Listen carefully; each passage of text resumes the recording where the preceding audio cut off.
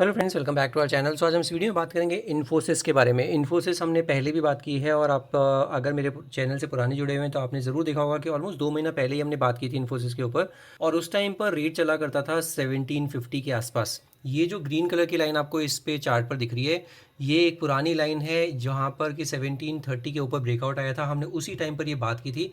ये वाली जो ग्रीन कैंडल थी, ये वाली जो ग्रीन कैंडल थी, इस पर हमने बात की थी इस चार्ट पर। और हमने 1758 या 50 के आसपास का लेवल होता था उस टाइम पर, और हमने बात की थी 1750 जो है ये बहुत अच्छा लेवल दे रहा है आपको, अच्छा ब्रेकआउट है। और अब हमने जो टारगेट भी बताया था वो भी हमने 1900, 1950 और 2100 के टारगेट्स बताए थे।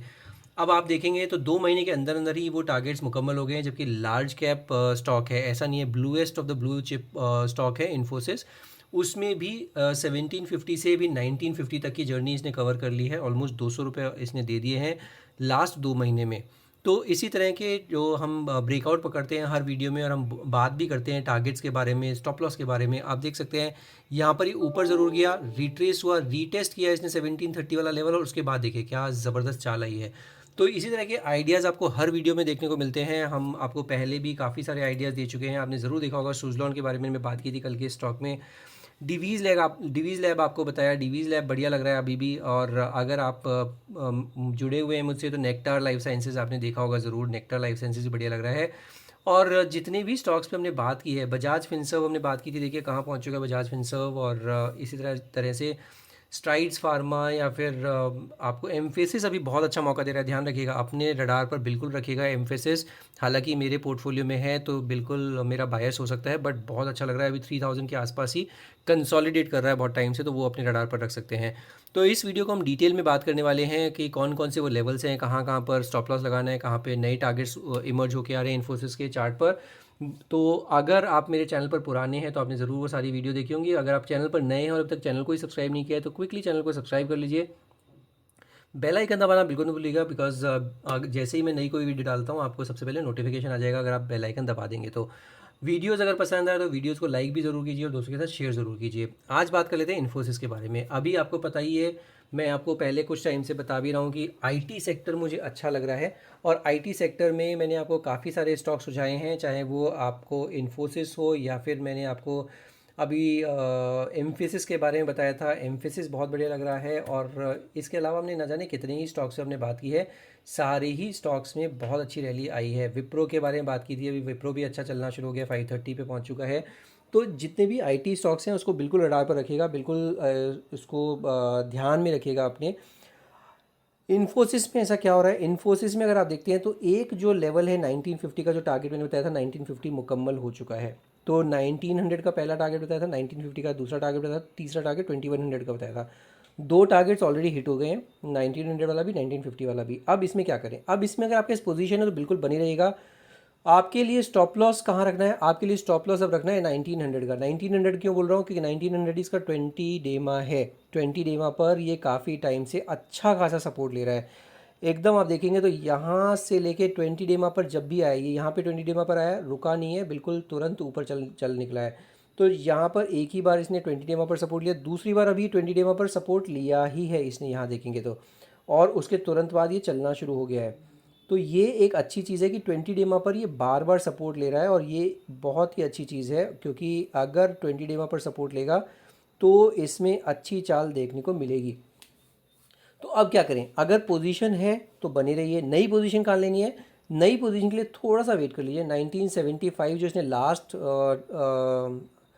2 सितंबर को जो लेवल छुआ था 1975 का, इसके ऊपर निकलता है तो इसमें फ्रेश पोजीशन बनाइएगा, अदरवाइज़ नहीं। अभी रुक जाइए थोड़ा सा, एक लास्ट हर्डल बचता है आपके लिए, इस लास्ट हर्डल के लिए वेट कर लीजिए। अगर ये निकल जाएगा तो फिर इसमें अच्छी चाल आ सकती है, फिर आपको अच्छे खासे लेवल देखने को मिल सकते हैं इसमें। अगर 1975 निकलता है तो इसमें हो सकता है 2070, 2080 या 2100 तक का भी टारगेट देखने को मिलेगा। वो छोटा टारगेट है, ये ध्यान रखिएगा।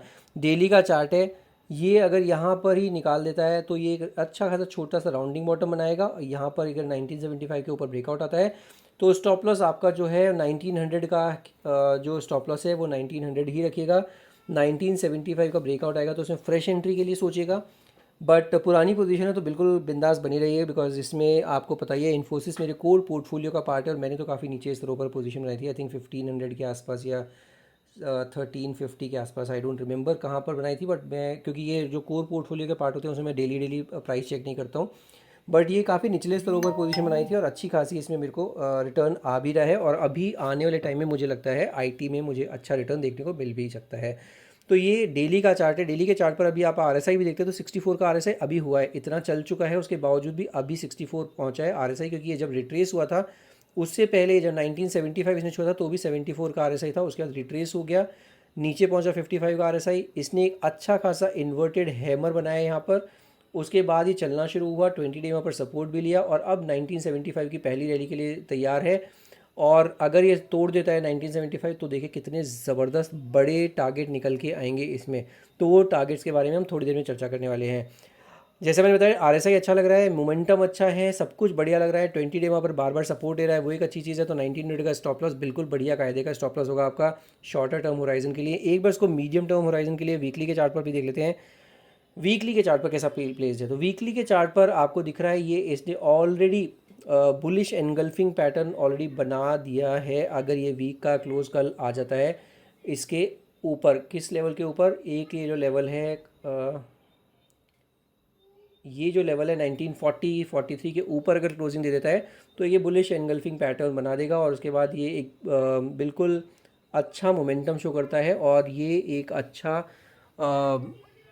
इसको थ्रस्ट जनरेट करेगा इन्फोसिस को। तो ये भी एक अच्छी चीज़ है। वीकली का चार्ट है, ध्यान रखिएगा। वीकली के चार्ट पर अगर आप देखते हैं तो ये आपका एक जो लेवल है यहाँ पर आप देखेंगे तो ये लेवल इसने 1920 वाला जो लेवल था यहाँ पर भी एक रेजिस्टेंस की तरह काम करा था और ये रेजिस्टेंस पुराना था।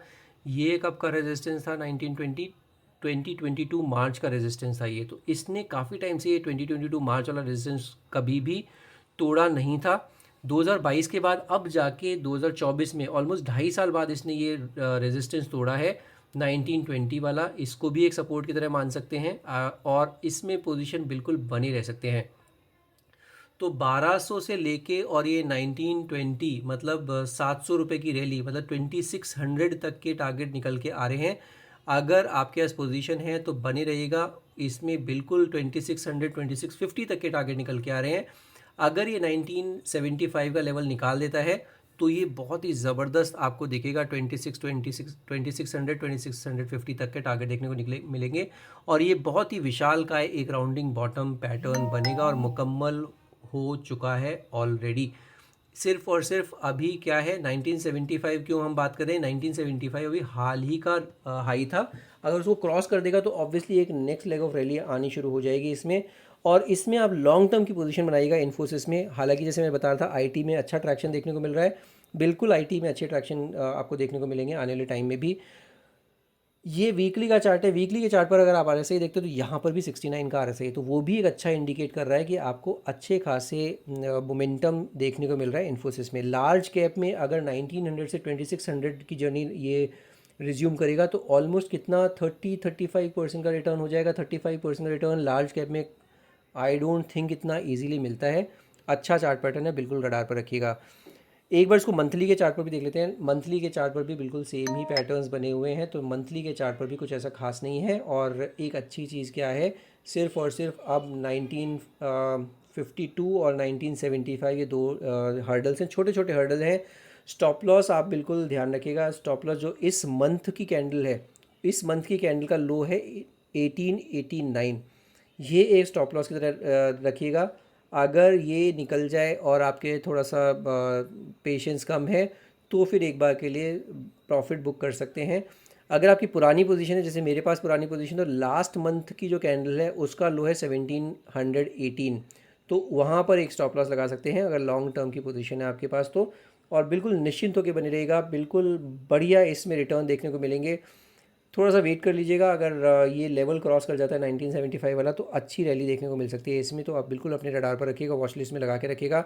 आरएसआई देखते हैं मंथली के चार्ट पर, तो वो भी 67 का आरएसआई, तो वहाँ पर भी सामने दिख रहा है कि अच्छा है, मोमेंटम बढ़िया है तीनों ही टाइम फ्रेम पर। और ये मेरा व्यू हो जाता है इन्फोसिस पर। हालांकि जैसे मैंने बताया ये मेरे कोर पोर्टफोलियो का पार्ट है तो मेरा बायस ज़रूर हो सकता है। तो जो भी आप डिसीजन लीजिएगा अपने फाइनेंशियल एडवाइस से ज़रूर डिस्कस कर लीजिएगा। तो ये मेरा व्यू हो जाता है इन्फोसिस पे। अगर आपको वीडियो पसंद आई तो वीडियो को लाइक ज़रूर कीजिएगा और दोस्तों के साथ शेयर ज़रूर कीजिएगा। अगर चैनल पर नए हैं और चैनल को ही सब्सक्राइब नहीं किया है तो क्विकली चैनल को सब्सक्राइब कर लीजिएगा, बेल आइकन दबाना बिल्कुल मत भूलिएगा। आज की वीडियो में सिर्फ इतना ही। Will see you in the next video. Thank you so much for watching this video.